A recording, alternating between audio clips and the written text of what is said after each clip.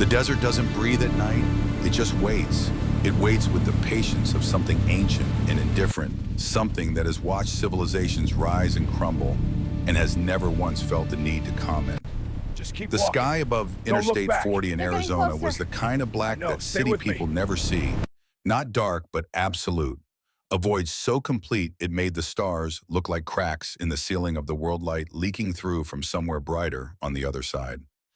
At 9:15 in the evening, the Sunrise Diner on the edge of Winslow closed its doors.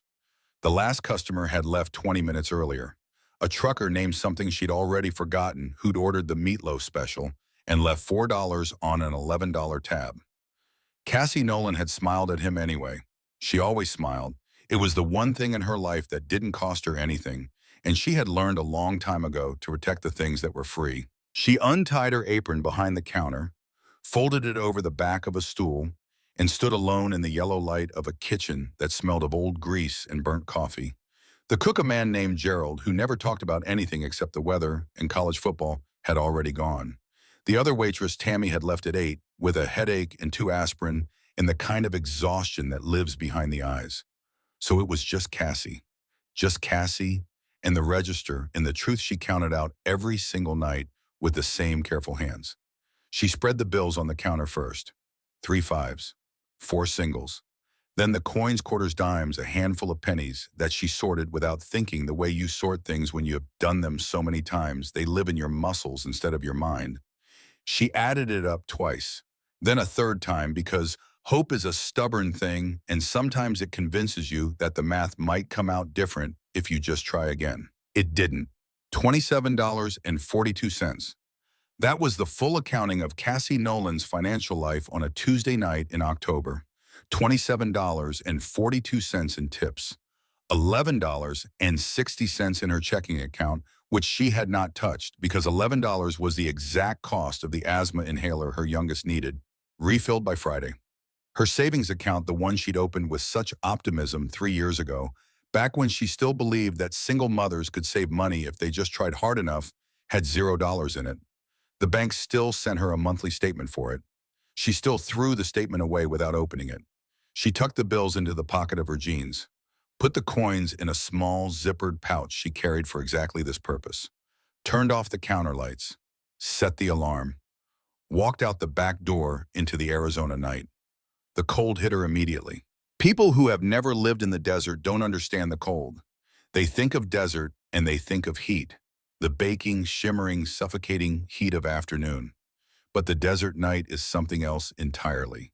It is a cold that comes from emptiness, from the absence of anything to hold the day's warmth. Within an hour of sundown, the temperature had dropped 20 degrees. Cassie had a light jacket, the kind meant for a cool spring evening in a normal place, and it was wholly inadequate for this. She pulled it tighter across her chest and walked to her car. The 2009 Honda Civic sat at the far end of the employee lot under a security light that flickered with the irregular rhythm of something about to give up entirely. The car was gray, or had been gray. Once now it was the color of something that had been gray and then left outside for too long. A sort of defeated, weathered non-color that matched the general aesthetic of a vehicle that had 187,000 miles on it and had not been to a mechanic in 14 months because mechanics cost money and money was the one resource Cassie Nolan was always running out of. She got in, put the key in the ignition, the actual key, not a fob, because the fob had stopped working 2 years ago and the replacement cost $65, and that was $65 she had never had in a lump sum at any moment when the problem was in front of her. The engine turned over with the particular reluctance of an old machine being asked to do one more thing at the end of a long day. But it started. It always started. She gave it credit for that. She sat for a moment before pulling out her hands on the wheel, her eyes closed. Not praying exactly. Something that lived near prayer but had given up on the formal language of it.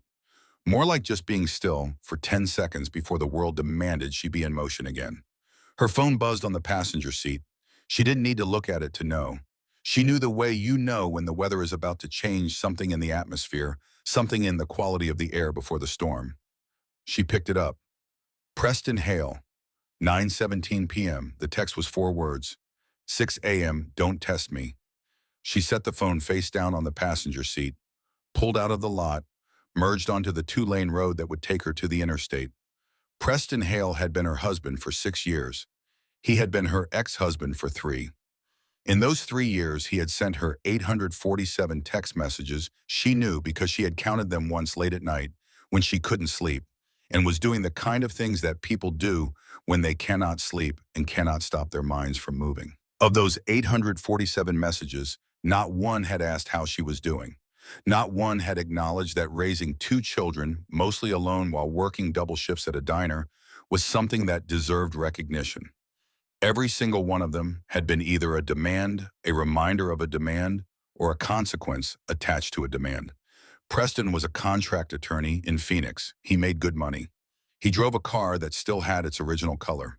The custody arrangement gave her the children the Sunday through Wednesday. Preston had them Thursday through Saturday, plus alternating holidays, plus any period in which he could demonstrate to a family court judge that Cassie was in the language of the legal filings she had read so many times the words had lost their meaning, unable to provide a stable and appropriate environment for minor children. She had 45 minutes before she crossed the county line. She turned onto Interstate 40 heading west and let the darkness open up in front of her. The radio in the Civic worked but only on AM, and only if you held the dial at a precise angle that required one finger on the tuner at all times, which made driving problematic. So she drove in silence. Just the engine and the wind and the faint hiss of tires on cold asphalt and the sound of her own breathing, which was the sound of someone who was very tired, trying to stay very awake. She thought about her kids. Lily was 9. She had Preston's eyes and Cassie's stubbornness, which was either the best or worst possible combination, and depending on what Lily was being stubborn about. She was currently in a phase of refusing to eat anything that was more than 2 colors, which made meal planning interesting and grocery shopping a negotiation. Owen was 6. He had Cassie's eyes and nobody's patience, which he had apparently developed entirely on his own. He was funny in the way that small children are sometimes funny not on purpose, not performing, just genuinely and accidentally funny in the way they see the world before the world teaches them to see it the right way. She was going to see them, and she did the math, 8 hours and 43 minutes. She drove. At 9:32 p.m. she felt it. Not heard. Felt. A change in the way the car moved, a subtle wrongness in the feedback from the road, the thing that lives below conscious thought and announces itself as a feeling in your hands and your stomach before your brain has processed what it means. Then the sound, a deep rhythmic thudding from the rear of the car, the sound that begins as a worry and escalates immediately to a certainty. And the certainty was this: she had a flat tire. Not a slow leak, not a gradual deflation that might let her nurse the car to the next exit. A flat. The kind that communicates itself through the steering wheel and the floorboards and the base of your spine with a language that is entirely unambiguous. She did not panic. This is important, she did not panic. Cassie Nolan was a woman who had weathered things that would have broken other people, and she had learned not easily, not without cost, the discipline of staying functional when the situation most wanted her to fall apart. She checked her mirrors. She signaled out of habit, though there was no one to signal for. She eased the Civic to the right shoulder and let it slow to a stop on the gravel at the edge of the road. She sat for a moment. Then she turned on the hazard lights. The orange blink of them was pathetic against the enormous dark, a small, weak pulse of color in a world that was otherwise completely black. But she turned them on, because that's what you do. You do the thing you're supposed to do even when it seems meaningless, because the alternative is giving up. And giving up was not something she had time for tonight. She got out of the car. The cold came at her immediately harder now, without the shelter of the cabin. The gravel on the shoulder crunched under her sneakers.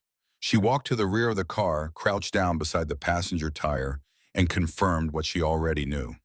The tire wasn't just flat, it was destroyed. The rubber had separated from the rim in a long, jagged tear that curled back on itself, like something peeled the steel, belts inside visible. The sidewall collapsed completely, the whole thing a ruin of what had presumably been an adequate tire somewhere in its long and difficult past. She stood up, looked down the highway in both directions.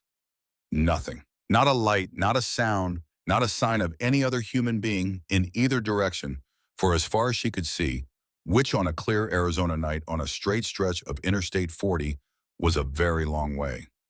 She opened the trunk. She stood there for a moment looking at the space where the spare tire was supposed to be. The spare was not there. The space where spare tires live in Honda Civics, that recessed well under the carpet in the trunk floor, was empty. Clean. Not empty in the way of something that had been used and not replaced. Empty in the way of something that had been deliberately removed. The carpet that covered the well was folded back neatly, the way you fold it back when you access the spare, and then set back down without anything beneath it. Cassie stood at the back of her car on the shoulder of Interstate 40 in Arizona at 9:34 in the evening and stared at that empty well. And she remembered. 4 days ago, Thursday evening, she'd come home from the day shift to find Preston's car in her apartment complex parking lot, which was unusual because Preston did not come to her apartment unless he had a legal reason to, and usually texted the legal reason in advance in writing so there would be a record of it. He was standing by her Civic.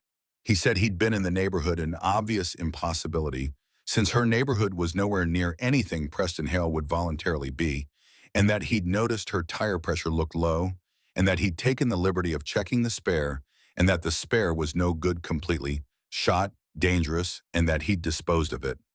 I was going to replace it, he'd said, but I didn't have time today. I'll get you a new one next week. He had not gotten her a new one next week. He had not mentioned it again. And she, in the way of someone who has 15 other things requiring urgent attention at all times, had filed it away as something to deal with later, and later had not yet arrived. The spare tire had not been dangerous. The spare tire had been fine.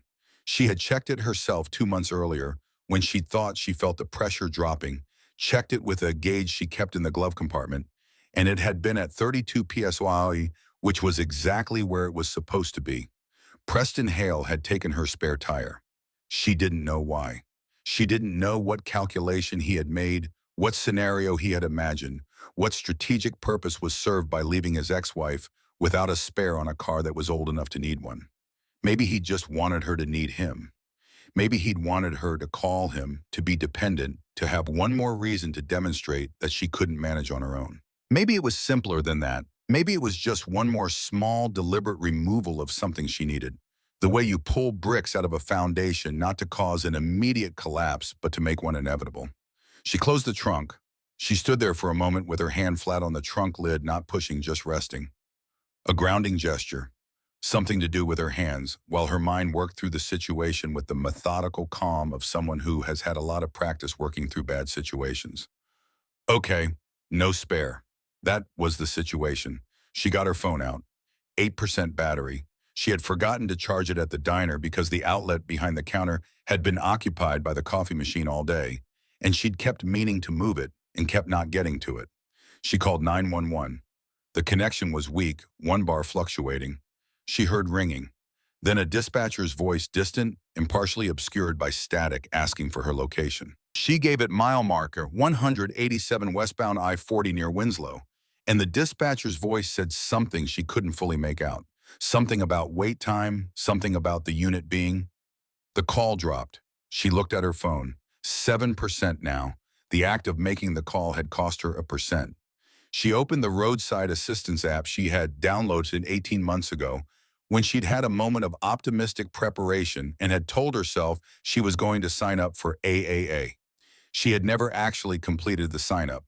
The app had simply lived on her phone as a monument to good intentions, and now it opened to a screen that asked her to subscribe for $14.99 a month, and she stood on the shoulder of Interstate 40 with 7% battery and $27.42 to her name. And she stared at that screen for a full 4 seconds before she closed the app. She thought about who she could call. Her mother was in Flagstaff, 70 miles east. No car her mother hadn't driven in 2 years since the incident with the pharmacy parking lot that they didn't talk about at holidays. Her friend Dana was in Albuquerque, which was in the wrong direction, and also Dana had a new baby, and it was 9:30 at night, and asking someone with a new baby to drive 2 hours on the interstate was not a thing Cassie was able to bring herself to do. There was no one else.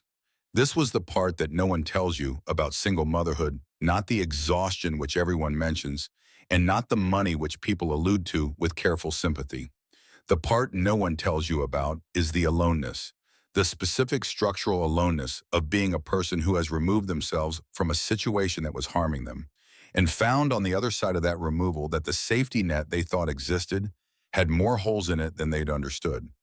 Friends drift. Family has their own difficulties. The village that's supposed to raise the child has in the modern American desert largely dispersed. The tears came then, not a breakdown, not a collapse, just the tears of someone who has been holding on very tightly to something heavy and has reached the moment where the muscles give just a little, just enough for the weight to shift and the body to acknowledge what the mind has been too busy to feel. One tear, then another. She wiped them with the sleeve of her inadequate jacket and took one long, controlled breath. She was 200 miles from home. She had $27.42. She had 7% battery. She had no spare tire and no functional plan, and a 6 a.m. deadline that carried consequences she could not afford to think about too specifically, because the weight of those consequences was the kind that if you looked at it directly could paralyze you completely. She could not afford to be paralyzed. So she did what you do when you are Cassie Nolan and you are 32 years old and you have been fighting longer than seems fair, and you don't have the option of stopping. She stood up straight. She put her phone back in her pocket and she thought about what came next. She would flag down a car. That was the next thing. She would stand where the hazard lights could be seen, and she would flag down a car, and someone, a trucker, a family in an SUV, anyone would stop, and she would ask them to call a tow truck or let her use their phone charger or take her to the next exit, wherever the next exit was, wherever there might be a gas station with a mechanic or anything. She turned back toward the road, and that was when she felt it. Not heard it, felt it first. A vibration in the soles of her sneakers that traveled up through her legs and into the base of her chest. A low rhythmic trembling in the ground itself, as if the earth were waking up for some reason she didn't yet understand. She turned and looked east, back the way she'd come. Far down the highway, just cresting a long, gentle rise in the road, a single point of light appeared. Then another. Then 5. Then 10. Then more, multiplying with a speed that seemed impossible, like watching a city come to life from an airplane at night. One light, then a handful, then suddenly a constellation, a moving constellation bearing down the highway toward her, with a sound that she could now hear as well as feel, a deep mechanical pulse, like the heartbeat of something very large and completely alive. Motorcycles. Her first thought was not relief. Her first thought was not hope. Her first thought was, how do I make myself smaller? She stepped back from the road's edge. Not running, she told herself. She wasn't running, she was just repositioning, just getting out of the way of traffic. That was a reasonable thing to do when traffic was coming. She pressed her back against the side of the Civic and her hand found the door handle, and she held it not because it would do anything useful, but because her hand needed something to hold. The sound was enormous now, a wall of it, a physical force that seemed to push against her chest as the headlights resolved into individual machines, each one a heavy gleaming thing, riding low and powerful on the road chrome, catching the moonlight in flashes. They were in formation, not random, not scattered, but moving with a precision that suggested long practice and deliberate intention. A convoy, a column. 41 motorcycles on Interstate 40 in Arizona at 9:47 in the evening. The lead rider was visible now. He was enormous. There is no more precise word for it. He was simply enormous in the way that very few human beings manage to be, not just tall but wide, not just wide but solid. A man who seemed to occupy more space than his physical dimensions should account for. 6.5 feet of him, somewhere close to 300 pounds, sitting on a machine that was as black as the road beneath it, his leather vest catching the wind. The vest had a patch on the back. Even from a distance, in the flickering of hazard lights, in the glare of headlights, she could read the 3 words that made up that patch. Hell's Angels MC. Her stomach dropped. She was alone on a dark highway in the desert with 41 Hell's Angels bearing down on her, and her phone had 7% battery, and nobody knew where she was, and the door handle she was gripping was the door to a locked car whose key was in the ignition inside it. The lead rider raised his left arm. It was a deliberate gesture. Clear, unhurried, the arm extended with fingers spread wide, a signal so practiced it had become automatic. And in response, all 41 machines began to slow. Not scatter, not spread out, but slow in a synchronized deceleration that was almost balletic in its precision, the roar of the engines dropping from a wall of sound to a deep rumbling, idle as they eased onto the shoulder of the road, one by one, then in clusters. Then all of them filling the shoulder behind and beside her in a massive half-arc of metal and light, the headlights of 41 bikes pointing at her and her broken-down car like a stage lighting rig that had been designed by someone with no sense of restraint. The lead rider, the enormous one, kicked his stand down. The metallic thud of it was surprisingly loud in the relative quiet that followed the engine's silencing. He swung his leg over and dismounted with a deliberate, unhurried motion that was strangely graceful for a man of his size. He reached up and removed his helmet. He had a face that had been through weather, not just literal weather, but the weather of time and experience and choices made in difficult circumstances. Deep lines, a close-cropped beard gone almost entirely gray, eyes that were pale under the bike lights, pale and sharp and completely steady. He tucked the helmet under his arm. He looked at the shredded tire. He looked at her face. He took in the hazard lights, the empty highway, the jacket that was the wrong weight for the night, the way her hand was gripping the door handle of a car she'd clearly already locked herself out of.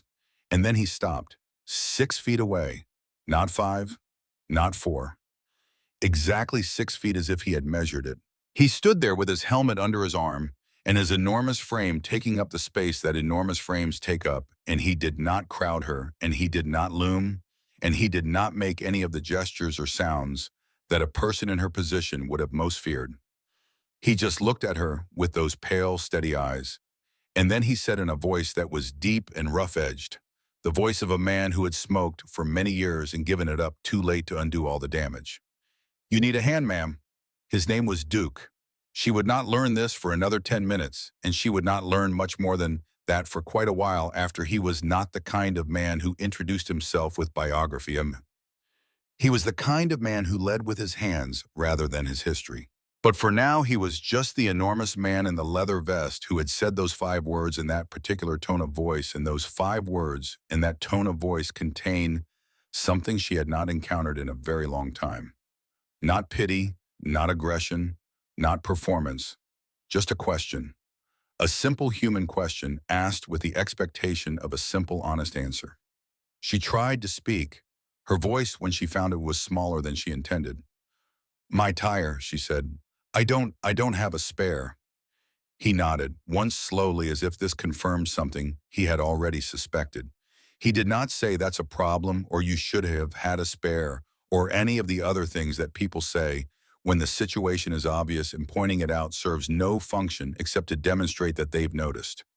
He simply turned his head slightly and raised his voice to address the men arranged behind him. "Bolt, Wrench, bring the jack." The two who stepped forward, Bolt, who was shorter than Duke but built along similar lines of density, and Wrench, who was lean and precise in his movements, with hands that carried the permanent stain of someone who spent most of their waking life working on engines, moved with the efficiency of men who have done this before. Not this exact situation perhaps, but the general category of it, an emergency, a clear task, limited time. They had a hydraulic jack, a proper one, not the scissor jack that came with most cars, and it appeared from the back of a support truck she hadn't noticed until now, a dark pickup that had been trailing the convoy and now sat parked behind the last bike. "Gage." Duke's voice again turned toward a man who was already moving phone-out expression focused. "Road captain," she would later understand, the logistics mind of the operation. "Get on the line with Big Ray's in Winslow. Tell him I need a 205-6515 at mile marker 187. Tell him it's not a request." Gage was already dialing. Duke turned back to her.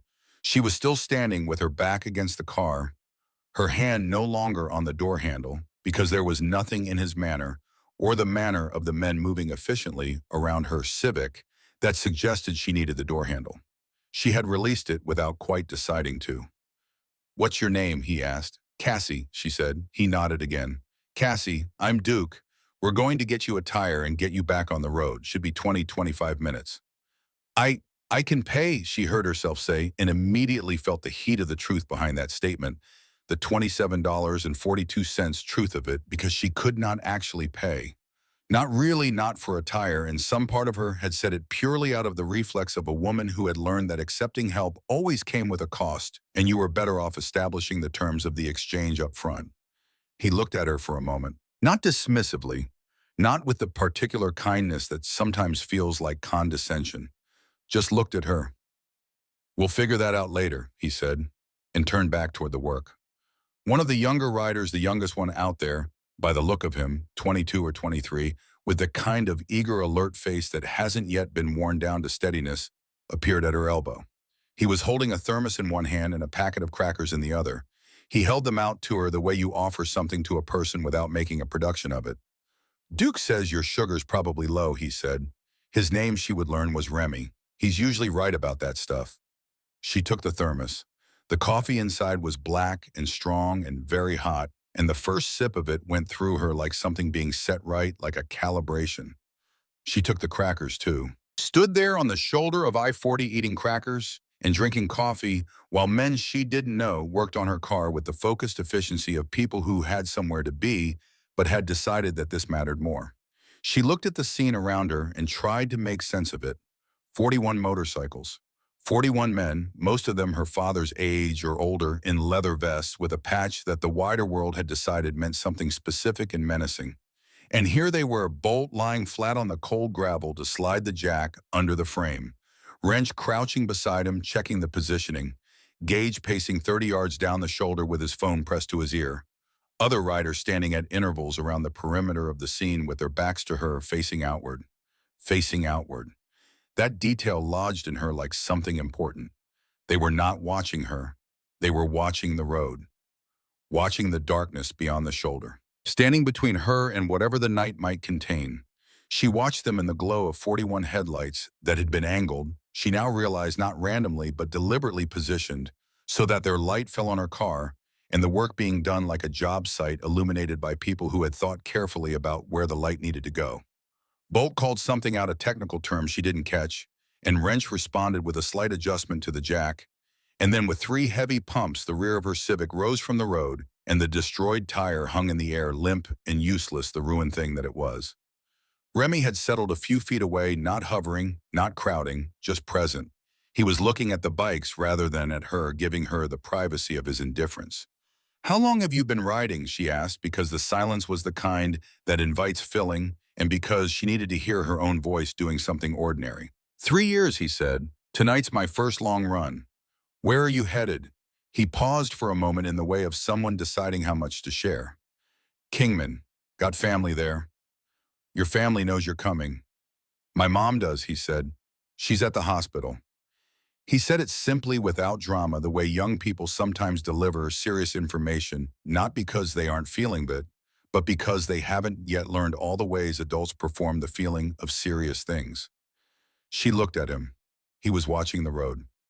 "I'm sorry," she said. He nodded, took a sip of coffee from his own cup. "Duke said we'd stop if anyone needed help. I knew we would. He always does." The way he said it, not with resentment, not with impatience, but with the tone of someone describing a fact about the natural world, made her look toward Duke. He was standing 15 feet away, speaking quietly with Gage, who had returned from his phone call. She couldn't hear the words, but she could see Duke's face, and it was the face of a man in the middle of a calculation. Not an arithmetic calculation, but the kind you do when you're managing multiple things at once and making sure they all come out right. Gage showed him something on his phone. Duke looked at it. Something moved across his face that she couldn't read from this distance, a flicker of something that passed through his expression and was gone before she could name it. He said something to Gage. Gage responded. Duke looked toward Cassie just for a moment, a quick, assessing look, and then looked back at Gage and said something else. And then Bolt spoke up from beside the car, then loud enough for Duke to hear clearly. "Duke." One word. But the way he said it, flat, careful, the voice of someone delivering information that required the receiver to stay calm, made something shift in the air. Duke was beside him in 4 strides, which for a man of his size was 2 seconds of movement. Bolt said something quietly. Duke crouched down beside the wheel hub. He looked for a long moment. Then he stood up and he called across to Wrench. "Wrench, come look at this." Wrench crossed over, crouched, looked. He had a pen light, and he used it directing the beam at the brake assembly with the focused attention of someone reading a difficult text. He stood up. He looked at Duke. "How close?" Duke said. Wrench looked at Cassie, just briefly, then back at Duke. He held up 2 fingers. Duke's jaw set. Not dramatically, it was a subtle thing, the slight tightening of the muscles at the corners of a face that was already somewhat a collection of tight muscles. He took a breath through his nose. Then he looked at Cassie for a moment, and his eyes were steady and unreadable. "Wrench is going to take a look at a couple other things while we've got you up on the jack," he said. His voice was level, informative, offering nothing that would alarm her. "Standard check. Shouldn't add more than 10 minutes. "Okay," she said, and she heard in the way that you hear things that are said in a certain tone with a certain absence of additional information that 10 minutes was not what this was about. The 2 fingers Wrench had held up were not 10 minutes. She looked at her car raised on the jack, the hub exposed her brake assembly, visible in the cold white light of 41 headlights arranged by men who knew where the light needed to go.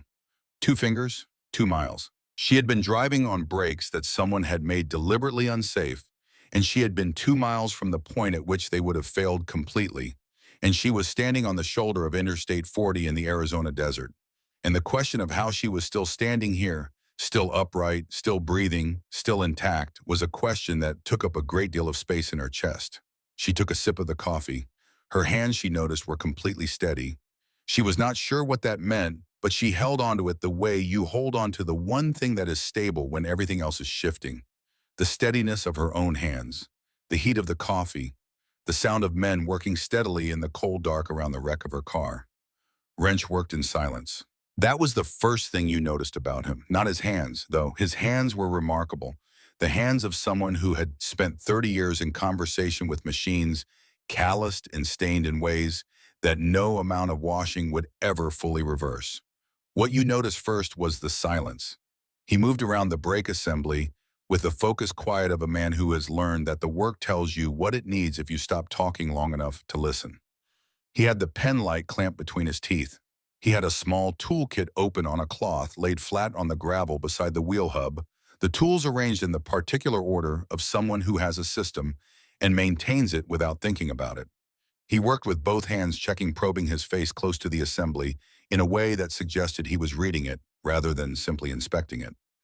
Cassie watched him from beside the car. She had stopped pretending to look elsewhere. There was something almost meditative about watching a person who was genuinely good at something do that thing, the economy of the movements, nothing wasted, nothing performed, just the clean efficiency of competence, plied without self-consciousness. She had seen it before in Gerald at the diner, the cook who never looked at the tickets, but always got the order right, whose hands moved from pan to plate without consulting his eyes. She saw it now in Wrench, 40 feet of cold asphalt, from where she stood lying half under her car in the dark. Duke was not watching Wrench. Duke was watching the road. He was standing at the outer edge of the shoulder, his back to the work and the bikes and the lights facing the desert that stretched away from the interstate into a darkness so complete it had texture. He had his arms crossed. He had the stillness of a man who had learned to be comfortable in silence a long time ago, who didn't need conversation to fill the space around him, who had made a kind of peace with the size of empty things. She looked at him for a moment. He was 58 years old, she would later learn, though she might have guessed it within a few years just from the way he stood. Not old, not diminished, but carrying the specific weight of a man who had lived long enough to know which things were worth carrying and had arrived at a somewhat different accounting than most.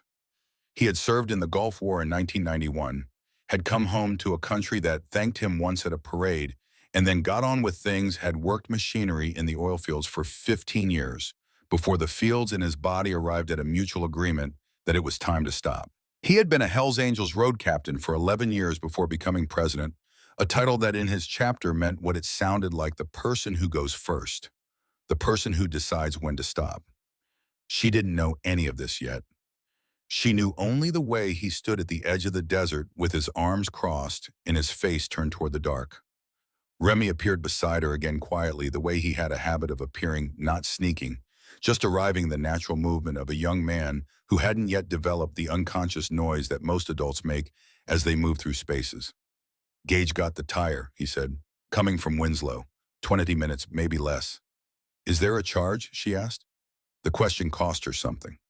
Not the asking of it, she had asked difficult questions her entire adult life, but the specific vulnerability of this one, the exposure of the gap between what the situation required and what she had. Remy looked at her with eyes that were unguarded in a way that most people stop being somewhere around 30. Duke handles the accounting, he said. You'd have to take that up with him. She looked toward Duke. He hadn't moved. She crossed the shoulder toward him, her sneakers on the gravel making a sound that she was suddenly very aware of. He heard her coming, she was sure of that, but he didn't turn until she was beside him. The tire, she said, and whatever Wrench is doing, I need to know what it costs. He looked at her with those pale eyes. In the dark at this distance, they were the color of winter sky.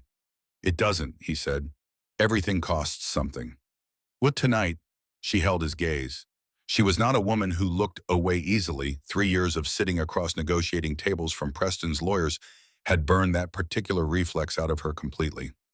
I have $27, she said. I'm telling you that not because I want sympathy, but because I want you to know I understand the situation. I'm not going to be able to pay you back in any conventional way, and I don't want to pretend otherwise. Something moved in his face. Not quite a smile, something shorter than a smile, something that acknowledged what she'd just done without making a display of acknowledging it.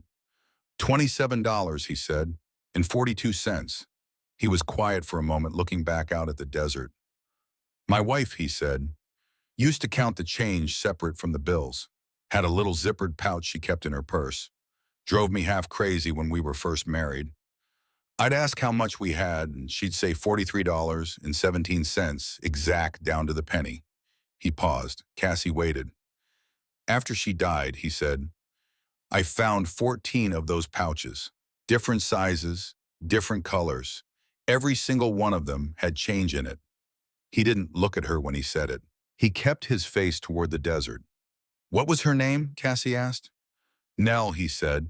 The name sat between them for a moment, the way the names of people who are gone tend to sit occupying more space than a single syllable should. She worked at a diner, he said. 20 years. Same kind of place you work. Same kind of apron even. And there it was. She understood then why he had stopped. Not all of it, not the full weight of whatever memory her uniform had triggered when his headlight found her standing on the shoulder. But enough. Enough to understand that his stopping was not random, was not the mechanical execution of a general policy about roadside assistance. It was personal in the way that most truly generous acts are personal, rooted in something specific, something that belonged to someone who was no longer here to be repaid directly. She sounds like she was good with money, Cassie said. She was good with everything that mattered, he said. Terrible with everything that didn't? A pause. I'm sorry, Cassie said. Long time ago, he said. Which was true and also relevant to the grief, as anyone who has ever lost someone knows, because time does not actually do what people say. It doesn't heal, it just builds things on top, and underneath those things, the original shape remains exactly as it was. He turned back toward the work. Cassie turned with him. And that was when Wrench stood up. He stood with the particular deliberateness of someone who has been crouching a long time and needs a moment for the joints to renegotiate. He straightened his back. He took the pen light out of his mouth and clicked it off. He looked at Duke. Brakes are done, he said. New pads front and rear. Duke nodded. Also, Wrench said, and there was something in that word, a weight to it, a quality of something being added that needed to be received carefully. The rear pads weren't worn. Duke was very still. Explain that, he said. Wrench looked at Cassie for a moment, with the expression of a man deciding how to say something in front of someone who is affected by it. Then he looked back at Duke. Wear pattern's wrong. Pads aren't worn down, they're loose. Hardware's been backed off. Not rusted, not stripped. Backed off. He paused. Somebody went in there, recently. Probably within the last week. The silence that followed was the kind that has a shape. Cassie heard the words. She heard them the way you hear something that you have been on some level waiting to hear. Not consciously, not with expectation, but with the particular readiness of a body that has been in a state of low-level alert for long enough that new information about the threat landscape lands not as a shock, but as a confirmation. She thought about Preston standing beside her car in the parking lot of her apartment complex 4 days ago. She thought about him saying the spare was no good, dangerous, that he'd disposed of it. She thought about the careful way he'd said it, the particular quality of his helpfulness, the version of helpfulness that always somehow resulted in her having less than she'd had before he helped. She didn't say any of this. Duke looked at her. He held her gaze for a moment, and in that moment she understood that he had already done the same. Arithmetic had arrived at the same answer and was now making a decision about what to do with it. Gage, he said without raising his voice.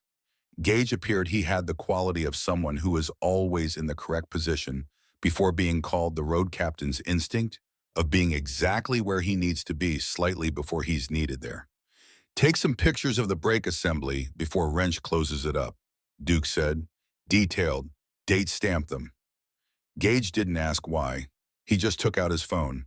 Duke turned back to the desert. He was giving her the space to process, she realized. Not pointing at the thing, not forcing a conversation about it, not making her perform a reaction for an audience.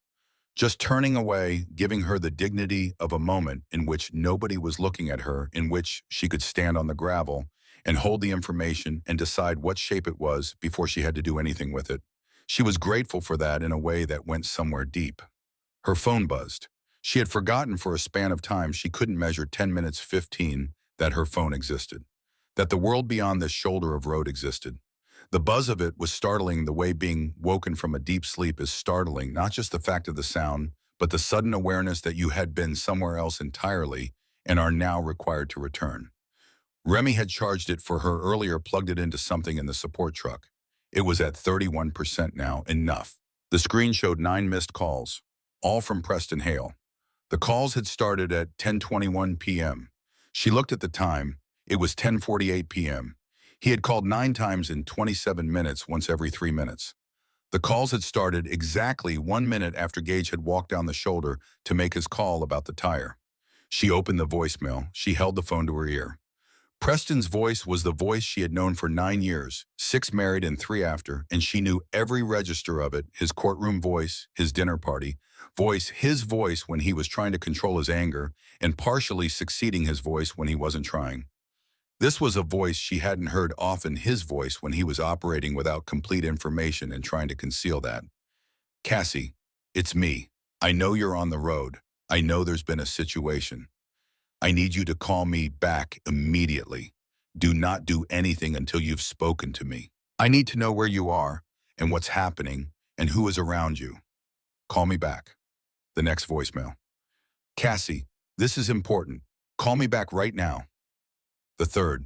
I know about the people who stopped. I know who they are. I'm documenting this. Whatever they've told you, whatever they've offered you, I want you to think very carefully about what this looks like. Call me back. She lowered the phone. She stood on the shoulder of Interstate 40 with Preston's voice still reverberating in her inner ear. I know about the people who stopped. I know who they are. And she felt something that surprised her with its specificity.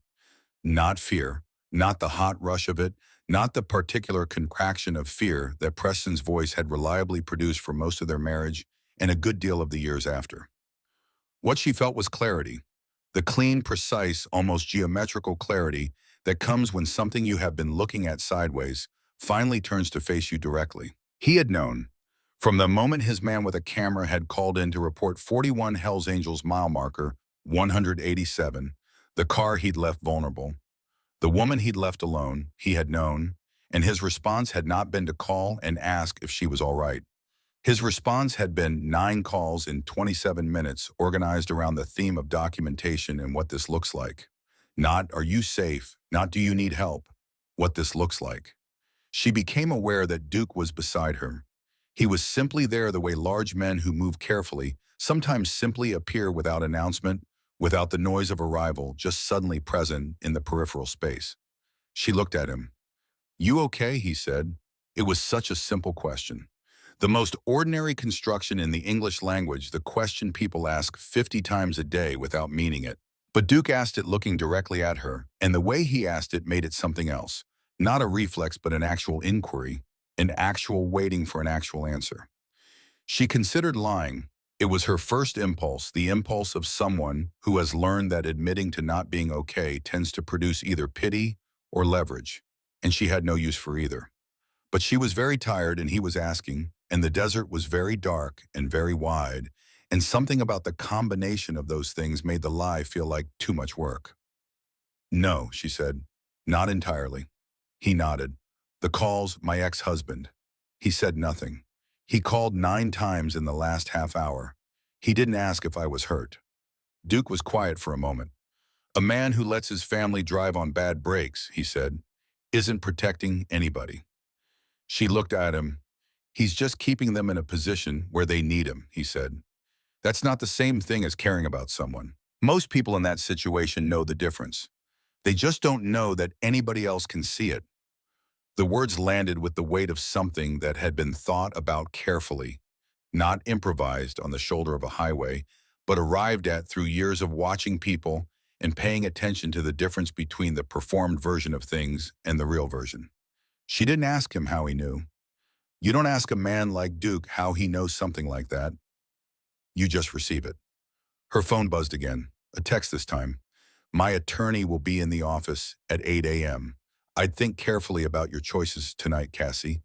She showed it to Duke. He read it. His face was still. He has a lawyer, she said. I have $27. You have something he doesn't, Duke said. She waited. You have what's true, he said, and that's durable. Lawyers are expensive. Truth is free, and it doesn't go away. He looked back toward the road. Gage, he said. Gage materialized. His expression had the controlled quality of someone managing information carefully. The gray Tahoe, Duke said. 300 yards east. How long?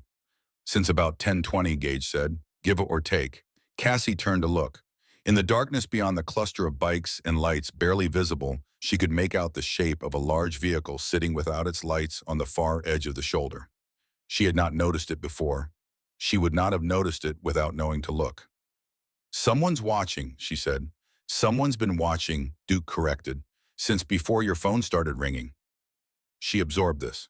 Private investigator, she said, not a question. Most likely, Duke said. She thought about what that meant. A man with a camera sitting in a gray Tahoe in the dark photographing Cassie Nolan, surrounded by 41 Hells Angels on Interstate 40. She thought about what those photographs would look like without context. She thought about a family court judge looking at those photographs, Preston's attorney providing the narrative, and what the narrative would be and how far it would be from what was actually happening on this shoulder of road on this cold October night. He'll use them, she said. He'll try, Duke said. And then without further comment, he walked toward the Tahoe. He walked alone. He didn't gesture for backup, didn't signal anyone to accompany him, didn't make any kind of production of it. Just walked with the unhurried, ground-eating stride of a very large man who has somewhere specific to go and has decided to go there. The distance was 300 yards. It took him perhaps 90 seconds. He knocked on the driver's window. She could see it from here, the shape of Duke's massive silhouette beside the vehicle, the window going down the conversation that followed. She could not hear it. Nobody could hear it. It lasted 3 minutes, maybe 3.5, and then Duke stepped back from the Tahoe and the Tahoe's engine started, and it drove away east, its taillights shrinking and then disappearing over a rise in the road. Duke walked back. He came back to the same place he'd been standing, and he looked out at the desert, and he did not explain what he had said or offer any summary of the exchange. Gage looked at him. Done, Gage said. Done, Duke said. Remy appeared beside Cassie. He had been watching the Tahoe as well. What did he say to him? Remy asked quietly. I don't know, Cassie said. She meant it. She genuinely did not know. And she noticed as she said it that she was not particularly troubled by not knowing. There was something not comfortable exactly, but something related to comfort in being in the presence of people who handled things and then didn't make you sit through the account of how they were handled, who simply resolved what needed resolving and moved on to the next thing. She had not encountered that quality very often. The tire arrived at 11:09 p.m.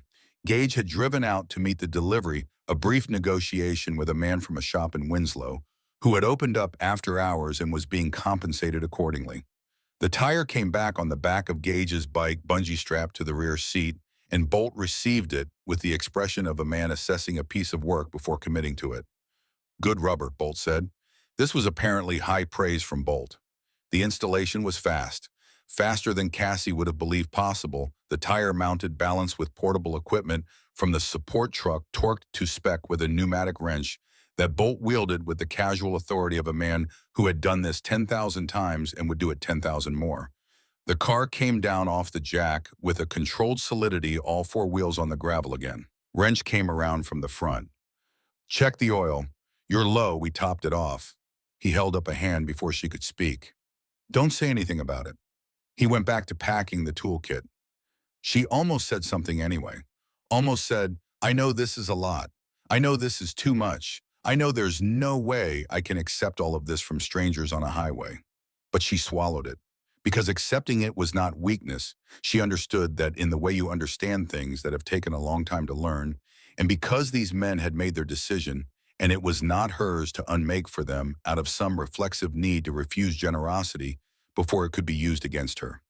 She had been trained by years with Preston to treat help as a trap. She was working on that. Remy was leaning against the support truck, looking at his phone with the expression of someone reading something difficult. She walked over to him. How's your mom? She asked. He looked up. The expression on his face shifted not much, just enough. Same, he said. The nurse says she had a good evening. That's something. Yeah. He put the phone in his pocket. She's been asking about the run, whether I actually went. I almost didn't come. I almost stayed in Kingman. What made you go? He was quiet for a moment. Duke said my mom would tell me to go, that if I didn't go, I'd spend the rest of my life wondering if she was right. He paused. He usually knows about those things. She looked toward Duke, who was back at the edge of the shoulder, arms crossed, watching the desert. How long has he been leading the chapter? She asked. 11 years, Remy said. He took over after a big run-in with a club out of Nevada. Duke was the one who settled it. What happened? He talked them down, Remy said. Just talked. Drove out to a neutral spot, sat across a table from three men who were not in a mood to be talked to, and talked for 4 hours until it was done. Nobody got hurt. Nobody lost face. Everybody went home. He looked at Duke. My dad used to say Duke could convince a storm to hold off, Remy said. I always thought that was just a saying. Now I think he might have meant it literally. Duke turned from the desert. He looked at the car, the new tire gleaming slightly under the bike lights, the settled solidity of a vehicle that had been put right. He looked at Bolt and Wrench, who were closing up the toolkit. He looked at Gage, who gave him a small nod, done, complete, ready. And then he walked toward Cassie. He walked with the same deliberate grace he'd shown since the moment he'd first stepped off the bike, unhurried, precise, taking up exactly the space he intended to take, and no more tone. He stopped in front of her, the same distance as always. He reached into the inside pocket of his vest. He produced a small envelope, white plain, sealed with the particular firmness of someone who has folded and sealed it carefully. He tucked it into the sun visor of her car. Remy had left it unlocked when he returned the charger. He pressed it flat against the visor with one deliberate motion and stepped back. She looked at the visor, then at him. What is that? She said. Something for the road, he said. Duke? Don't open it until you hit mile marker 50, he said. West of Kingman. That's about 50 miles from here. You'll be on good road by then and you'll have time. She looked at the visor, then at him. There's something in there besides money, she said. She could tell not from the thickness, which was modest, but from something in the way he'd placed it, the small deliberate weight of it. Isn't there? Mile marker 50, he said again. She stood for a moment. Why, she asked. Not why the money, and not why the tire, and not why any of this, just why, the fundamental question, the one that lives under all the other questions. He was quiet for a long moment, longer than his usual silences, which were already substantial. Nell was alone, he said, on a road not so different from this one, 12 years ago. He didn't finish the sentence. He didn't need to. She understood what the end of it was, had understood it, since he'd first said her name, since she'd first understood why a man who recognized a diner uniform would stop on a dark highway without hesitation. Nobody stopped, she said quietly. Nobody stopped, he said, and I was 3 states away. He looked at her with those winter sky eyes. I can't fix that, he said, but I can fix this. She held his gaze for a moment. She did not say, this isn't your fault, you couldn't have known. She did not say any of the things people say when someone reveals the wound they carry, because Duke did not need her absolution, and she understood that. He had made his peace with what he could not change in the way that men like Duke make peace not by releasing it, but by converting it into something useful, into the standing at the edge of the shoulder, into the signal to 41 riders to slow and pull over into the 6-foot distance, and the simple question, you need a hand. Thank you, she said, for now and for tonight. He nodded once. He turned to address the riders. Mount up, he said. His voice carried easily over the distance, not raised, just projected the voice of a man accustomed to being heard. We ride in 5. The shoulder came alive around her men, moving to their machines with the efficiency of a long practice routine, the sounds of engines being started in sequence. A rolling thunder building from one end of the convoy to the other. The bikes formed their column again. The precision of it, automatic muscle memory. The same formation that had come down the highway toward her an hour and 15 minutes ago. Remy stopped beside her on his way to his machine. He does this every time, he said. Stops for someone who needs it. We all know, we all budget for it. He paused. It's what the run is for, I think. More than anything else. He mounted his bike, started the engine. The sound of it joined the chorus of the others. Gage came by last, giving her a brief assessing look, the look of someone confirming that a system is operational. You're good to go, he said. New rubber, new piece, oil's topped. Washer fluid too, because Wrench can't help himself. She laughed. It surprised her, the laugh. It came from somewhere she hadn't expected to find it on this stretch of road on this night. Gage's expression shifted very slightly towards something that might, in a certain light, be interpreted as a smile. Drive safe, Whitey said, and drive steady. You've got good road ahead. He mounted up. Duke was the last. He stood beside his machine for a moment, looking at her across the distance between them. She looked back. He put his helmet on, swung his leg over, settled onto the bike with the authority of someone returning to their natural environment. The engine started deeper than the others, somehow more deliberate, the sound of something that matched the man. He looked at her one more time through the shield of his helmet and raised his left arm. The 41 engines rose in unison. They did not immediately move. They stayed, all 41 of them, in their column. Their headlights pointed westward along the road she would travel, and the light of them illuminated 100 yards of clear open highway before her. Good road, solid road, road she could see all the way to the curve. They held that position for a long moment, as if lighting her way, as if saying, look, look, how far you can see, look how clear it is from here, look at the road in front of you and know that it's open. Then Duke lowered his arm, and 41 engines surged. They moved past her in a river of sound and chrome and cold air, heading west the same direction she was going, but somehow already beyond her, already further down the road than she could follow right now. She watched them pass. One by one, then in pairs, then in clusters, the headlights streaming past her like something astronomical.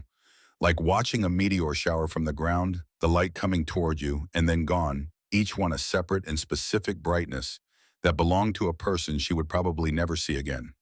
Remy went by. He raised a hand from the hand grip as he passed, not a wave exactly. More of an acknowledgement, a small gesture of recognition between two people who had been for one strange hour on a desert highway, briefly and improbably present in each other's lives. Then he was past. Then they were all past. The sound of them diminished into the west. 41 engines, then the sound of 30, then 20, then 10, then a distant collective rumble, then something you had to be listening for to hear, then nothing. The silence that replaced them was enormous. Not the same silence as before. Not the hollow, infinite silence of a woman alone in the dark with a broken car and a dying phone and 7% battery and $27 in a 6 a.m. deadline. This was a different silence, full, rather than empty, still rather than abandoned. The silence of a space that has been occupied by something significant and retains for a while the shape of what was there. She stood in it for a moment, then she got in her car. The engine started on the first try, the same as always. She sat for a moment with her hands on the wheel, looking at the highway in front of her. The road was empty and clear and well lit by the moon, which had moved higher while she wasn't watching. She could see a long way. The envelope was in the visor. The hoodie that Duke had draped over her shoulders without touching her, heavy and grounding and strangely safe, was on the passenger seat. She put the car in drive. She checked her mirrors. Behind her, the shoulder of Interstate 40 was empty, clean. The only evidence that anything had happened here was a small patch of fresh rubber visible under the moonlight, where Bolt had dropped the destroyed tire, and that would be gone in a few days, worn down by traffic and weather until nothing marked the spot at all. She pulled onto the road. The new tire was solid under her. The road felt different than it had 2 hours ago. Not the road itself, which was the same asphalt and expansion joints and painted lines it had always been, but the experience of it was different. Stable. Grounded. The car moved the way a car is supposed to move. The mile markers counted down as she headed west. 184. She drove. The dashboard clock read 11:43 p.m. She had 6 hours and 17 minutes until 6 a.m. The distance to Kingman was 53 miles. After Kingman, another 150 to Preston's address in the Phoenix suburb of Chandler. She had time. For the first time tonight, she had time. She drove, and the desert unrolled on either side of her, enormous and dark, and for the first time not oppressive. Just large. Just the kind of large that the world actually is when you are not fighting it alone. The phone was at 31%. She had enough. She thought about the voicemails. She thought about Preston's voice, that particular register, the controlled quality of a man trying to manage a situation he didn't have full information about. I know about the people who stopped. I know who they are. She thought about what he knew. She thought about what he thought he knew. She thought about the photographs a man in a gray Tahoe had taken on the shoulder of a highway, and what those photographs showed, and what they didn't show, the 6-foot distance, the coffee, the crackers, the way 41 men had stood, with their backs to her facing outward into the dark. What photographs couldn't capture the question asked with no agenda? The silence maintained at exactly the right moments. "What this looks like," Preston had said. She drove. The Kingman lights appeared on the horizon, a soft orange glow against the base of the sky, the specific light pollution signature of a small desert city announcing itself from 20 miles out. She was making good time. Her hand rested lightly on the wheel. In the visor, the envelope waited. The Kingman lights grew. They came in slowly, the way city lights always come in from the desert first. A suggestion, a warmth against the base of the sky that you might mistake for the early edge of dawn if you didn't know the direction. Then a glow, then the specific geometry of streetlights and gas station signs, and the occasional pulse of a traffic signal cycling through its colors for an empty intersection at midnight. Cassie drove through the outskirts with the particular attention of someone navigating on insufficient sleep, not tired enough to be dangerous, but tired enough to be deliberate, to make conscious the things that usually happen automatically. Hands at 9 and 3, eyes moving between road and mirrors. Speed checked against the limit. West of Kingman, the mile markers counted down. She was watching for 50. She passed the city center, past the truck stops and the fast food signs, and the one bar still showing lights at this hour, a neon beer sign in the window doing its patient work of advertising something to nobody in particular. The desert reasserted itself on the far side of town, the lights thinning the darkness, returning the sky, opening back up into that absolute Arizona black. Mile marker 57. She adjusted her grip on the wheel. 54. 51. She found herself holding her breath without having decided, to her eyes going to the visor where the envelope was pressed flat. 50. She pulled off. There was a gas station at the exit, one of those small independents that exist in the spaces between franchise territories, a place that had been the same configuration of pumps and convenience store since approximately 1987 and showed no intention of changing. The lot was lit by a single overhead fixture that cast yellow light over the pumps and the cracked asphalt, and a picnic table that someone had dragged to the far edge of the lot and left there apparently permanently. She parked beside the picnic table. She turned off the engine. She sat for a moment with the envelope in her lap. She had reached up and taken it from the visor as she pulled in the yellow light, with the desert on 3 sides and the interstate 100 yards away, and she thought about the last 2 hours. She played them back in the specific way the mind plays things back when it is trying to understand what actually happened versus what it seemed like was happening. The lead rider raising his arm, the convoy slowing, the enormous man stepping off his bike and standing 6 feet away with his helmet under his arm and asking a simple question. The coffee, the crackers, the work done in the cold around her car. The pivot of Wrench standing up with his pen light and saying, "Wear pattern's wrong." The 9 missed calls. Duke walking alone toward the gray Tahoe. She opened the envelope. The seal was a simple fold pressed flat. She opened it with her thumbnail carefully. The bills came out first, a small stack of 20s, crisp and organized. She counted them without thinking. 20, 40, 60, 80, 100, 200, 3, 4, 5, $500. She held them in her hand for a moment, not fanning them, not performing the holding of them, just holding them in the yellow light of a gas station outside Kingman, Arizona at 12:37 in the morning. Then the other thing, a piece of leather roughly the size and shape of a business card, but clearly not a business card cut by hand, the edges slightly uneven in the way of something made rather than manufactured. On one side, an emblem she didn't recognize, a road stylized leading toward a horizon with what might be a sun or might be a compass rose at the vanishing point. On the other side, in thick black ink applied by a real pen, 2 lines of text. The first line was a name and a phone number. Eleanor Marsh, attorney at law, 602-555-0147. The second line was Duke's handwriting, the same hand she had seen in the motion of a man who does things deliberately and completely. She handled the hardest case I ever knew. She's the best in the state. First consult is already paid. She read it twice, then a third time. She had understood, standing on the shoulder, that Duke was a man who acted rather than spoke, who demonstrated rather than declared. She had understood that the envelope represented something beyond its monetary content. But this, the name, the number, the 4 words already paid, this was something she had not expected, and the unexpectedness of it arrived in her chest with a force that surprised her. He had made a phone call. Somewhere in the hour and 15 minutes that he had spent on the shoulder of Interstate 40, between directing Gage to get the tire and walking alone toward the gray Tahoe and standing at the desert's edge, telling her about Nell's zippered change pouches. Somewhere in all of that, Duke had found 3 minutes to call an attorney in Phoenix and pay for Cassie, Nolan's first consultation. Not money, time, his contact, his credibility, whatever that meant in the world of attorneys who handled the hardest cases. The tears came. Not the tears of the shoulder, which had been the tears of exhaustion and isolation, and the specific grief of a body that has been running on fumes for too long.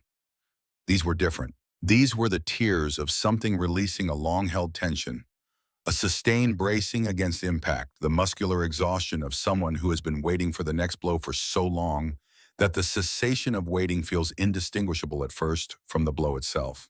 She let them come. She sat in the yellow light with $500 in one hand and a piece of hand-cut leather in the other, and she cried the way adults cry when they finally allow it thoroughly without performance, without the self-consciousness that comes from crying in front of other people. The kind of crying that cleans something. It lasted 4 minutes. Then she wiped her face with the sleeve of Duke's hoodie, which was still around her shoulders, which she had been wearing since he draped it over her on the shoulder without touching her, which smelled faintly of cedar and cold air, and the specific worn-in quality of leather that has seen a great deal of road. She folded the bills. She put them in the zippered pouch with her change, her $27.42, plus now $500 more, which was $527.42, which was more money in a single location than she had possessed since before the divorce. She put the leather card in her wallet, in the slot behind her driver's license, pressing it flat and deliberate. She got out of the car. She walked to the pump and filled the tank. She watched the numbers climb with a feeling she could not entirely name. Not just relief, but something more complex, something that involved the specific texture of watching a needle move in a direction you haven't seen it move in a very long time.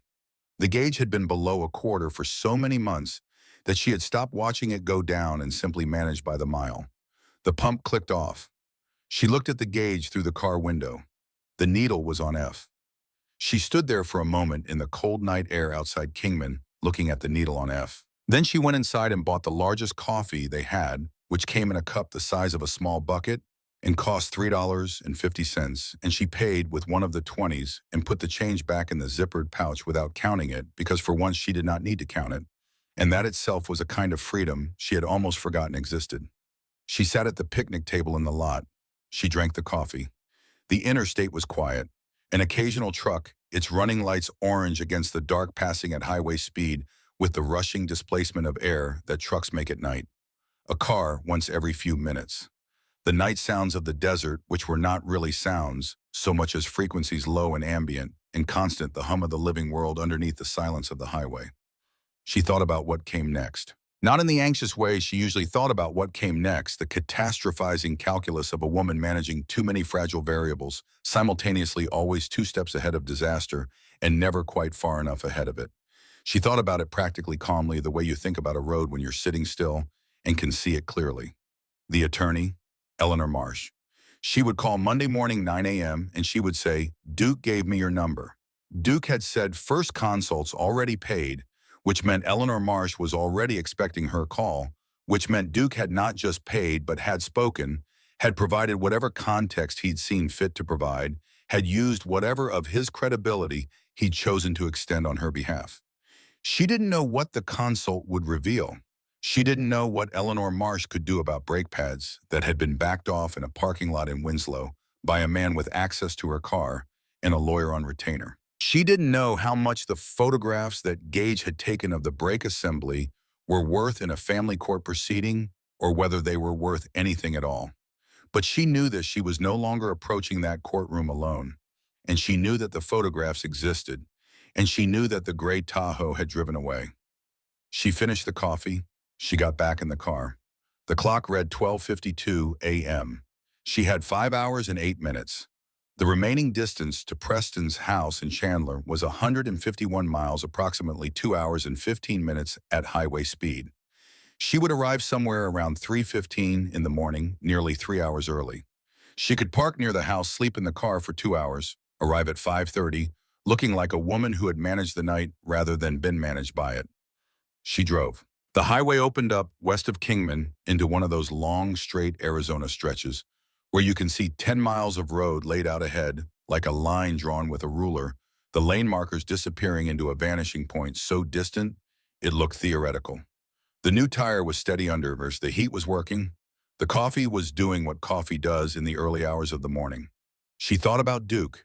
She thought about the particular kind of man he was, a type she associated with an earlier version of America, a version that her own generation had largely theorized about rather than encountered directly. The kind of man for whom action was the primary language and words were used sparingly and with precision, for whom the keeping of a commitment required no ceremony and no documentation, for whom another person's difficulty was an immediate and sufficient claim on his attention, regardless of whether that person had any connection to him or any ability to reciprocate. She thought about what Remy had said. Duke hasn't passed a woman alone on the road in 12 years. Not once. 12 years of stopping, every single time. Every broken down car, every flat tire, every hazard light blinking in the dark on a stretch of highway where nobody else was stopping. 12 years of converting the worst night of his life, 3 states away, the call that came too late, Nell on a road not so different from this one, into something that looked outward rather than inward. The discipline of that. The sustained, deliberate discipline of taking the thing that could have made him smaller and using it to make him larger. She didn't have a word for what he was. Not a saint, too human for that, too particular, too much himself. Not a hero, which was a word that had been so diluted by overuse that it barely meant anything anymore. Just a man who had decided what he was going to do with what had happened to him and had done it for 12 years without fanfare, without keeping score on every dark stretch of road where someone needed a hand. The miles passed, Wickenburg, then the outskirts of the valley, the Phoenix Metro spreading its light pollution across the southern horizon in a broad amber stain. The road widened. Traffic appeared not much, not at this hour, but the first signs of the world returning to normal density. She took the Chandler exit at 3:08 a.m. She drove through the suburban streets with their street lights and their landscape medians and their houses set back behind lawns that were aggressively, defiantly green in the middle of the desert, maintained by irrigation systems that ran in the early hours and left the air smelling faintly of wet grass and minerals. Preston's house was on a cul-de-sac called Saguaro Court. She had been here more times than she could count, had dropped the children here on Thursday afternoons, picked them up on Sunday mornings, stood at this curb in all weathers for 3 years, always aware that she was on his ground, always aware that the house itself, the 4-bedroom colonial with the 3-car garage and the HOA-approved landscaping, was part of the argument he was making about stability an environment, and the proper conditions for raising children. She parked 1 block away. She reclined the seat slightly. She pulled Duke's hoodie more closely around herself. She slept. Not deeply the sleep of someone who has allowed their guard down by 1 notch, rather than completely the light restorative sleep of a body that knows exactly what time it needs to be awake and will manage the interval accordingly. She dreamed briefly of the highway of 41 headlights in a formation she couldn't quite see the end of, and in the dream she was not afraid of them, had never been afraid of them, which felt in the dream like something she had always known. She woke at 5:22 a.m. The street was beginning to acquire the first pale suggestion of morning, not dawn yet, but the precursor to dawn, the sky's announcement that the absolute dark was about to give way to something transitional. The neighborhood was quiet. A sprinkler system was running somewhere nearby, the irregular tick-tick-tick of it carrying in the still air. She adjusted the seat, checked her face in the rearview mirror. She looked like someone who had driven several hours and slept 2 in a car, which was what she was, but she looked like the version of that person who had not been broken by it. She had anticipated this, had a small kit in her bag, the thing she kept because she'd learned that how you appeared when you arrived at Preston's door was material to what followed. She was ready at 5:44 a.m. She drove the block. She parked at the curb in front of the house. She sat for a moment. The house was lit, the porch light alight in what she knew to be the kitchen, the faint blue flicker of a television through the front window. Preston was awake. He had been awake probably for most of the night. He was the kind of man who, when a situation was not going according to his plan, did not sleep, he prepared. He built files. He drafted language. He called his attorney at hours that were technically unreasonable, but which his attorney accepted because Preston's retainer was substantial. She thought about what was in his file. Photographs of Cassie Nolan surrounded by 41 Hells Angels on the shoulder of Interstate 40. Photographs taken from 300 yards in the dark by a man who had ultimately driven away and had therefore not managed to capture the crucial time after his departure, the conversation at the car's edge, the leather card, the envelope placed in the visor. Not just photographs, timestamps, location data, Preston's narrative to accompany them. She thought about Gage's photographs. Date-stamped, close, detailed. The brake assembly documented exactly as Wrench had described it, not worn backed off.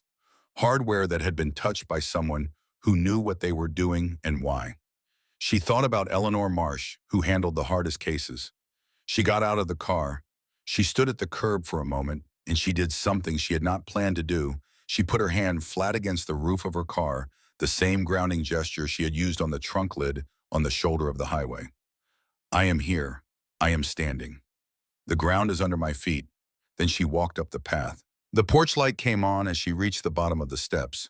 The front door opened before she reached the top. Preston was dressed. He was always dressed. He had never in her experience been the kind of man who answered a door in anything less than full presentability, as if dishevelment were a form of defeat. He was in chinos and a button-down, his hair precisely in place, his phone in his hand. He had the expression she recognized from 100 difficult conversations, the controlled surface of a man managing a strong feeling, the jaw set just slightly tighter than relaxed, the eyes moving over her with the assessment of someone gathering information while performing composure. He looked at her. He looked at the car. He looked at the new tire visible under the pre-dawn streetlight, the tread still sharp and clean, nothing like the other 3 tires which had the worn, grayed quality of objects that had traveled a great distance. He looked at the way she was standing. She watched him take inventory and arrive at the conclusion that the inventory was not adding up to what he had expected. Not the disheveled, defensive, exhausted woman he had been anticipating. The woman who would be easier to manage and to document, who would arrive late or arrive frantic, or arrive in a state that his narrative could absorb without friction. He opened his mouth. She raised her hand, not aggressively, not theatrically. Just a hand raised the gesture of someone who has something to say and intends to say it before the other person establishes the terms of the exchange. "Save it for your lawyer, Preston," she said. Her voice was steady, not loud, not shaking, just steady, the voice of someone who has had several hours to decide exactly what they are going to say and has arrived at the minimum necessary version of it. Mine already has something to look at. She watched his expression. Something moved through it, a sequence of things passing in quick succession across a face that was usually very good at revealing only what it intended to reveal. Surprise first genuine and unmanaged, then the recalibration, then something she had not seen on his face in a very long time, if she had ever seen it at all. Uncertainty. He had built his case on the assumption that she would arrive without resources, without representation, without anything except the photographs from the gray Tahoe and the facts of the night as he had arranged them. He had not accounted for Eleanor Marsh. He could not account for her because the events on the shoulder of Interstate 40 had unfolded in ways that his surveillance had not fully captured. He said nothing. She held his gaze for a moment, not triumphantly, not coldly, just steadily, the way you look at something you have decided you are no longer afraid of, and then she walked past him into the house. Her children were in the living room. Lily was on the couch in her pajamas, a book open in her lap, the particular posture of a 9-year-old who has been told to stay put and is obeying the letter of the instruction while comprehensively violating its spirit. Owen was on the floor, a collection of toy vehicles arranged in a configuration that followed its own internal logic. He looked up when she came in, and his face did the thing that her children's faces did when she arrived, the immediate, uncomplicated brightening of people who are simply glad to see you. Mom, Hadden, Owen said. He said it the way 6-year-olds say things they mean completely without qualification. Hey, bud, she said. She crouched down and he came to her, and she held him for a moment. This solid, warm, specific weight of him, the particular smell of his hair, which was the smell of the shampoo she bought for him, and which Preston also apparently bought, one of the few things they had managed to maintain across the divide of their separate households. Lily unfolded herself from the couch with the studied casualness of a 9-year-old who has decided she is too old to run to her mother, but has not entirely convinced herself of this yet. She came and stood beside them, and Cassie put her arm around her too, and they stayed that way for a moment, the three of them in Preston's living room, with its curated furniture and its HOA-approved art, while the sky outside the windows began its slow transition from black to the first gray of morning. You're early, Lily said. She had her father's precision about time. I had a good night, Cassie said. Lily looked at her with the particular assessment of a child who has grown up reading adult emotions for information. She looked at her mother's face and then at the large hoodie Cassie was still wearing, the enormous fleece-lined garment that was approximately the right size for a man twice her width. Whose is that? She asked. It's huge. Cassie looked down at the hoodie. She thought about Duke standing at the edge of the desert with his arms crossed, looking at the dark. She thought about him reaching into his saddlebag and draping it over her shoulders without touching her, the weight of it arriving like something settling rather than something imposed. A friend's, she said. What friend? Lily said, with the skepticism of a 9-year-old who has cataloged her mother's social circle and found it to be a small and thoroughly documented collection. Someone I met on the road, Cassie said. Owen reached out and touched the sleeve with 2 fingers. Like a giant's, he said. This was his complete analysis. Something like that. She got them moving the practiced choreography of shoes and backpacks in the specific items that could not be left behind. She loaded them into the car with the efficiency of long practice, buckled Owen in, watched Lily buckle herself with the dignity appropriate to her advanced age of 9. She went back to the porch. Preston was still there. He was standing at the top of the steps with his phone in his hand, his expression in the configuration of a man who had prepared extensively for a conversation that had not materialized in the form he'd prepared for. His attorney was not on the line. Whatever he had been intending to deploy this morning was sitting in a file somewhere, waiting for a proceeding that had not been initiated and might not be initiated in the form he had anticipated. She stopped at the bottom of the steps. She looked up at him. My attorney will be calling yours on Monday, she said. I'd recommend having him look at your vehicle maintenance records, specifically anything related to my car in the last month. She watched the stillness come over his face. It was the stillness of a man who has just felt the ground shift under him and is processing the implications. Not the performed stillness of his courtroom composure, but the involuntary stillness of actual calculation. Real numbers going through a real mind at real speed, arriving at a real and unwelcome conclusion. She said nothing else. She turned and walked back to the car and got in and started the engine on the first try, the same as always. She pulled away from the curb. She did not look in the rearview mirror. Not because she couldn't, the mirror was right there, recently cleaned by someone on the shoulder of Interstate 40 who couldn't help himself, but because looking back required an act of attention that belonged to what was behind her, and what was behind her was no longer where she needed her attention to be.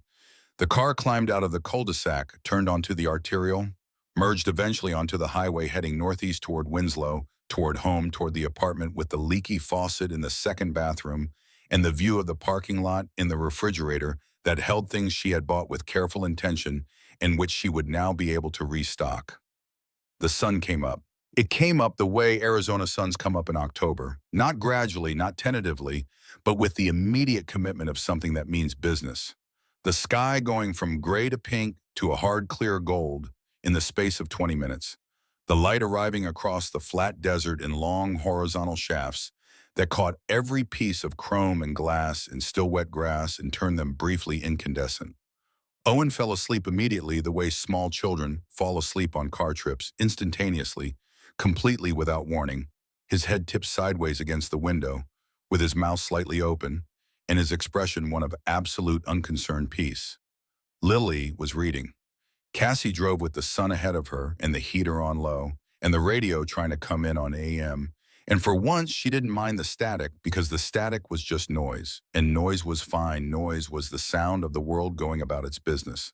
She had expected to feel triumphant. She had rehearsed triumph somewhere around mile marker 180, somewhere in the long, empty stretch between the shoulder and Kingman. She had imagined arriving. Imagined the look on Preston's face. Imagined herself saying the exact words she had said. And in the rehearsal, it had felt like victory, clean and complete. But driving away from Saguaro Court with her children in the back seat, what she actually felt was something quieter than triumph and more durable. Not the high of winning, the steady low hum of having held. She thought about what Duke and his 40 riders had actually done for her. They had given her a tire. They had given her brakes. They had given her coffee and crackers and a hoodie and $500 in the name of an attorney. All of that was true, and none of it was the thing that mattered most. What they had given her most essentially was an hour and 15 minutes in which someone else handled the emergency while she stood still long enough to remember who she was. They hadn't made a single decision for her, not one.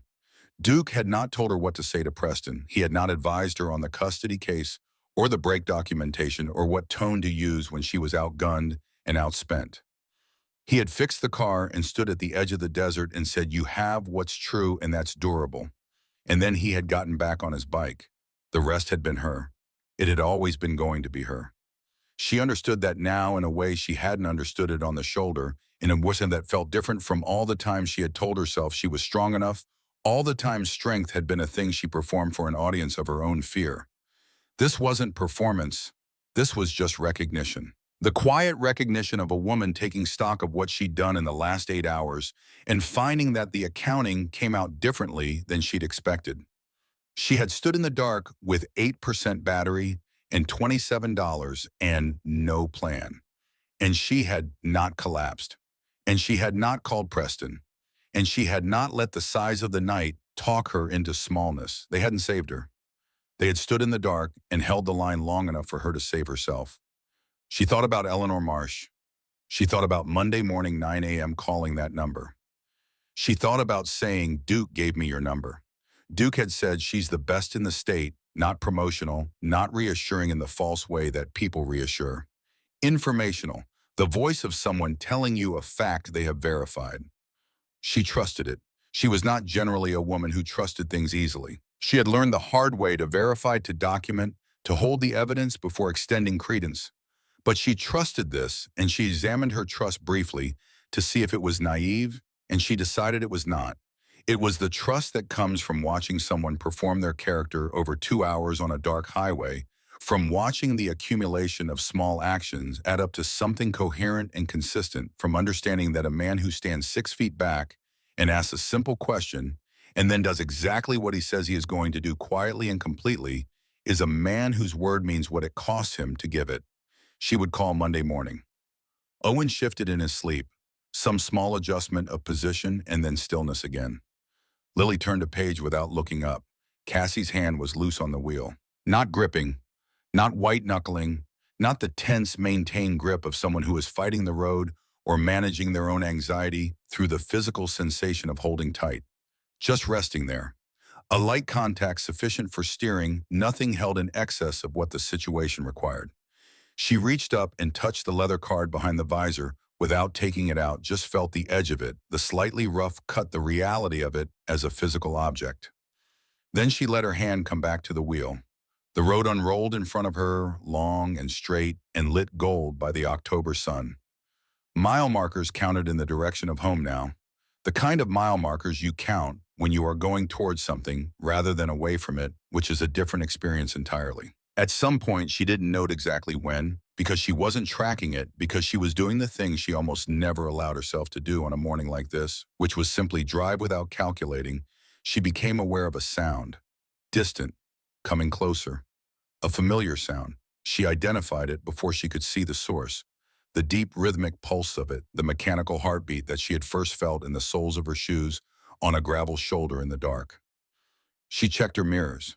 On the horizon emerging from the road behind her, a single point of light appeared. Then two, then a handful, then more. She did not feel what she had felt the first time she had seen those lights appear. Not the contraction of fear, not the instinct to press herself against the car and make herself small. She felt something else entirely.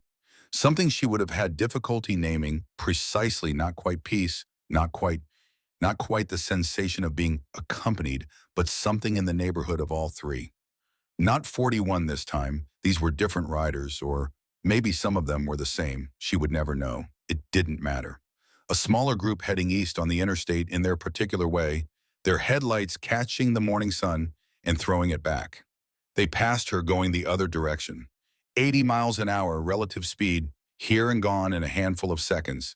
The sound of them rising and peaking, and then streaming away behind her like something she could feel in her rib cage, even after she could no longer hear it.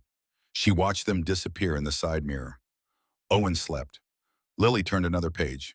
Cassie drove. She kept the leather card behind the visor right next to her registration and her proof of insurance tucked into the place where you keep the things that matter and need to be findable. She would keep it there for as long as she had this car, and when she eventually got another car, and she would eventually a better one, a car with a working radio and a thumb and a spare in the trunk that nobody had touched, she would move it to the new visor. She would keep it next to her driver's license, she decided, because the driver's license was the document that said who she was and where she was from and that she was authorized to be on the road. And this piece of leather said something adjacent to that. It said there are people behind you. You are not driving this road alone. The dark is dark, but the road is clear. And when you need a hand, somebody will stop and ask. It said you have been seen. In Winslow, she stopped at a gas station, a different one, not the Sunrise Diner that was Tuesday, and this was Wednesday, and her shift didn't start until noon, and she bought a breakfast sandwich and a juice for Lily and a chocolate milk for Owen, who was beginning to show the early signs of waking. She bought herself a coffee, a real one from the machine in the back, the kind that was mediocre and overpriced and exactly right for a morning like this. She sat in the car and watched the town come awake. The breakfast sandwich was fine. The coffee was what it was. Owen woke up and accepted his chocolate milk with the solemn gratitude of someone receiving exactly what they needed at exactly the right moment. "Are we home?" he said. "Almost," she said. "Is it going to be a good day?" he said. She looked at him in the rearview mirror. He was 6 years old with her eyes and his own particular absence of patience, asking the question with the complete openness of someone who did not yet know that some questions were ones adults learned to stop asking because the answers were too unreliable. "Yeah," she said, "I think it is." She meant it. She put the car in drive. She pulled out of the gas station lot and onto the street and then onto the ramp and then onto Interstate 40, heading east toward the apartment and the leaky faucet and the refrigerator and the view of the parking lot and the life she was building in the specific unglamorous way that lives are built. One shift at a time, 1 mile at a time, one day that you survive, and then another that you survive after that until surviving becomes something else, until the word for what you're doing is no longer surviving, but something larger and more accurate and more true. Somewhere behind her on Interstate 40, heading west into the morning, Duke rode alone at the back of the column. The others were ahead. He could see their taillights in a line, 40 of them, red points moving against the pale desert sky. He rode in the quiet space he always kept at the rear, the space that belonged to the person responsible for making sure no one was left behind. His right hand rested on the throttle. His left came up briefly and touched the left side of his chest, not dramatically, not as gesture, just the small private habit of a man checking on something he carries. The tattoo there said one word in letters he'd had put there 12 years ago, the week after Nell, the week he decided what kind of man he was going to be from that moment forward. Nell. He put his hand back on the handlebar. He rode. In Kingman, in a room on the third floor of Mojave Valley Hospital, a young man sat in a chair beside a bed and told a story. He told it the way young men tell things to their mothers, imperfectly, with the details in the wrong order, with the important parts buried under the unimportant ones, and the emotions admitted sideways rather than directly.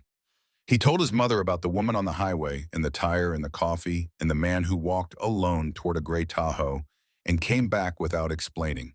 His mother listened with her eyes closed, the way she listened to most things, now conserving her energy for the receiving of it rather than the watching. When he finished, she was quiet for a moment. "You stopped," she said. "Duke stopped," Remy said. You were there," she said. "That's the same thing." She reached out without opening her eyes and found his hand. He let her hold it. The road was clear. The morning was good. She drove.